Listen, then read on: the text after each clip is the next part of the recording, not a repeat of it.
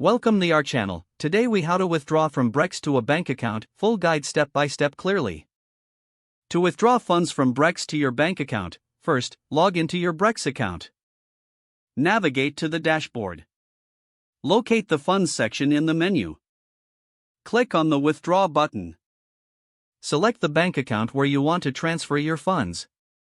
If you have not linked a bank account yet, you will need to add one. To add a bank account, click on Add New Bank Account. Enter your bank account information as prompted. Make sure to double-check all entered details for accuracy. Once you have linked your bank account, return to the Withdrawal section. Input the amount you wish to withdraw from your Brex account. Review the details to ensure everything is correct. Click on the Confirm Withdrawal button.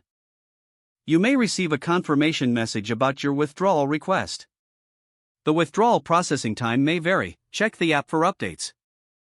Be sure to monitor your bank account for the transferred funds. Once the funds arrive, you can use them as needed. If you encounter any issues, refer to Brex's support resources for assistance. Follow these steps to complete your withdrawal effortlessly.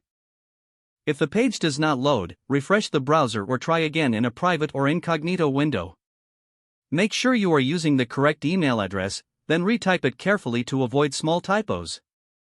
If your password is not accepted, use the reset option and create a new strong password you can remember. Check your spam folder for verification or security emails, then complete any requested confirmation steps.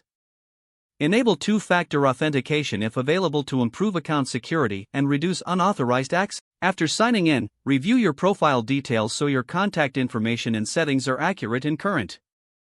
If you see an error message, note it down and try again after restarting your device and internet connection. Log out when you finish, especially on shared devices, to keep your account and payment information secure. If the page does not load, refresh the browser or try again in a private or incognito window.